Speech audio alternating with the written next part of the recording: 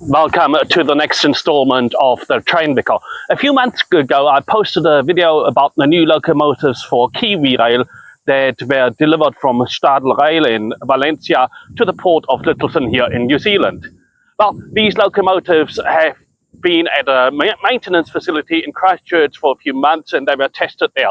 Only towards the end of January were they actually going on the railway lines. First on the railway line between Christchurch and Bankside, that's the South Island main trunk. And then more recently, here in February, they've been going on this railway line here on the main north line, north of Christchurch. This was for various tests, and I could see them come up and down the railway line occasionally, normally twice a day, going north in the morning and then back in the afternoon. But I mean, I was busy in the office, so I couldn't take many videos, and I couldn't tell my visitors, for example, that I had to nip out and take a video of the new locomotives. But I did get some.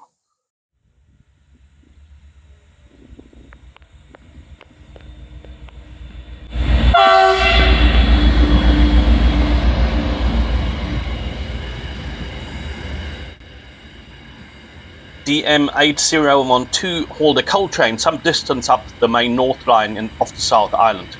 And that's normally a line where there are no coal trains. This was probably for load and brake tests and whatever other tests had to be conducted with a train attached. These trains operated over a week. Several of them had one or two of the old DX locos at the end, probably as part of the load. And in some cases, these DX locomotives also hauled the train back to Christchurch at the end of the day. Now, through that testing, a few adjustments could be made, and any changes also incorporated in subsequent locomotives at the time of construction. And of course, now we would know that these locomotives could be reliable and fit for purpose. DM8029 drove from Christchurch to Picton and back for clearance tests, and since then it's gone on a few other lines. Theoretically, these new locomotives should fit all the tunnels, bridges and platforms, but still it's important to do the tests. All these tests made the DM class ready for operation. Now, as the Train Vicar, all this testing made me think of the Christian life. In some translations of the Lord's Prayer, there occurs the phrase, "Do not put us to the test." But this seems somewhat inconsistent with some other biblical verses, such as Psalm 66, for example.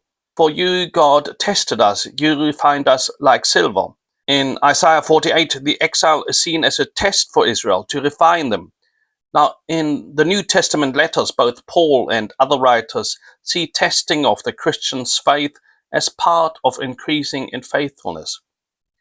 Most forcefully, this is stated in the letter of James, where it says, "Blessed is the one who perseveres under trial, because when he has stood the test, he will receive the crown of life that God has promised to those who love him." Now, other translations render the phrase in the Lord's Prayer as, "Save us from the time of trial." Still, the Greek is actually quite clear. It should be translated as, "Do not lead us into temptation." This plain meaning has been changed in some of the translations because some people think it's not right that we should see God as leading us actively into temptation. However, once we see how Jesus used similar words elsewhere, it's clear that he sees humans as those who too easily give into temptation, give into evil, so to say, and they fall and hurt themselves and others.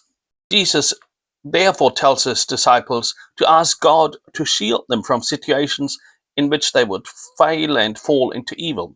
Jesus knew how easily we humans go wrong, so the meaning is actually quite clear. Therefore, I think the Lord's Prayer is more about avoiding our participation with evil rather than avoiding opportunities to show our humanity and our faithfulness.